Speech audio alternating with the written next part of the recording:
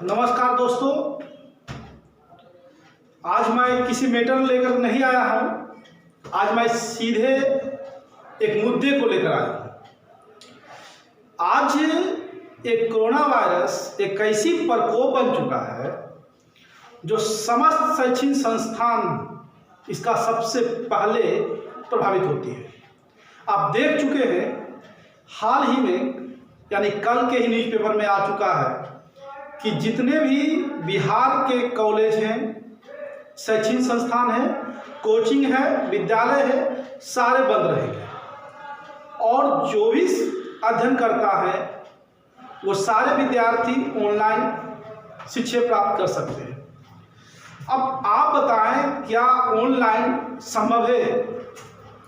UP की सरकार तो कम से कम जितने भी विद्यार्थी थी तकरीबन करोड़ों को उन्होंने जो है मोबाइल वितरण किया, लेकिन हमारे बिहार सरकार कितने लोगों को मोबाइल दिया?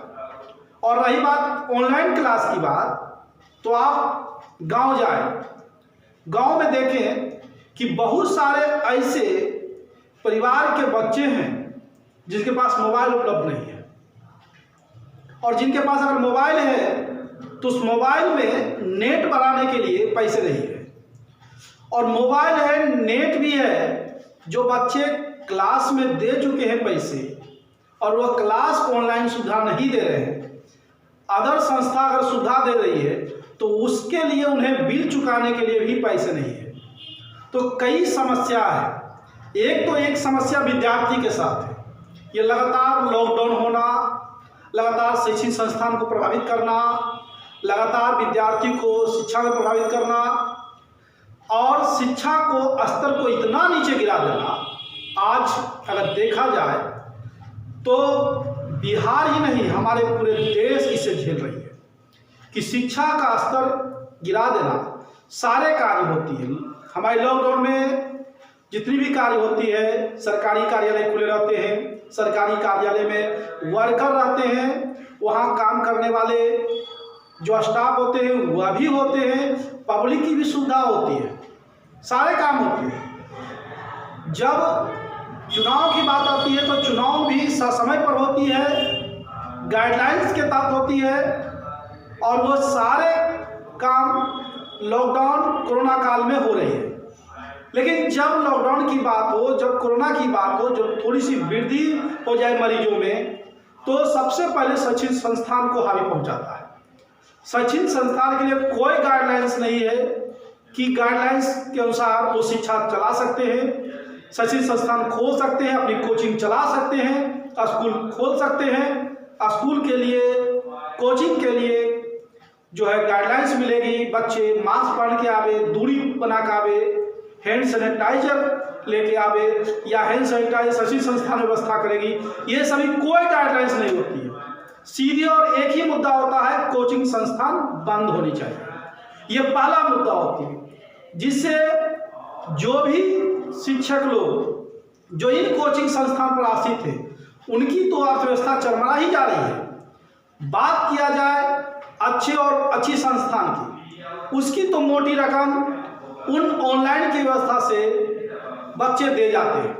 बच्चे पढ़े अथवा ना पढ़े, एडमिशन ले तो ऑनलाइन का जो फीस होती है वो पहले चुका लेते हैं।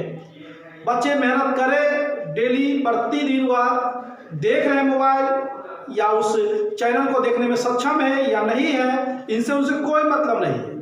पहले बिल चुकाना है, उसके बाद वो अपनी सॉफ्टवेयर पर जो है वीडियो डालेंगे या फिर लाइव क्लास देंगे। ये सिस्टम बात की है, पहले पैसे की बात होती है। तो ये रूल अगर देख रहे हैं सरकार की, आप ये रवैया अगर है, तो शिक्षक संस्थान जो भी निम्न कोटि का है या जो भी कोटि का मध्यम वर्ग का है, उनके आर्थिक स्थिति, साथ ही विद्यार्थियों के जो खिलवाड़ हो रही है, ये कब तक चलता रहेगा? आप खुद फैसला करें। और इस पर क्या आपकी गाइडलाइंस से, आप इस भारत में रहने वाले एक नागरिक है और जिम्मेदार नागरिक है, आपका ये कथन बनता है कि इसमें क्या होनी चाहिए, आप बता सकते हैं। हम अपनी बात आपके बीच रखा, मैं चाहता हूं कि आप अपनी बात हमारे कमेंट में देकर रखें या सरकार को दे, आप जिस रूप में देना चाहते हैं। कि मैं सभी विद्यार्थियों के लिए मैं ये गाइडलाइंस देता हूं कि वो चाहते तो घर बैठे कभी नहीं पढ़ पाए।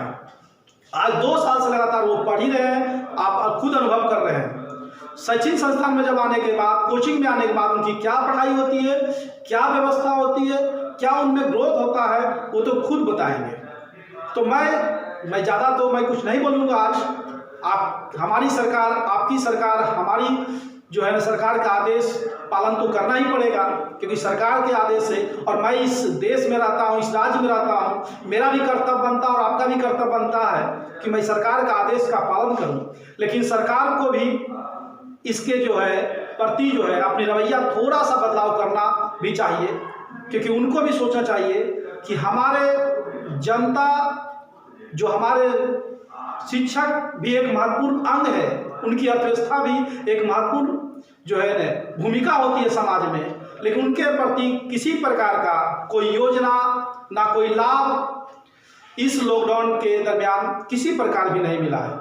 कई शिक्षित संस्थान एक टाइम खा करके एक टाइम रहे हैं और ये प्रत्यक्ष कईयों को देखने को मिला है।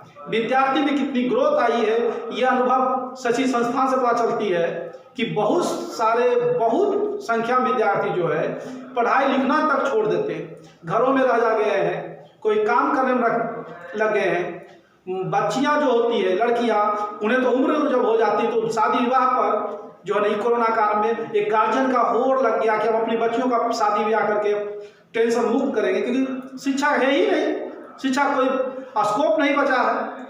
तो मैं माननीय जो है मुख्यमंत्री जी से, अन्य जो है संस्था से भी कहना चाहूँगा कि इसका अपना मत दे और इसके लिए कुछ नई तकनीक, नई व्यवस्था, नई योजना आप ला सकते हैं और हमारी सरकार से मांग कर सकते हैं। तो मैं यही कहूँगा, जय हिंद, जय भारत।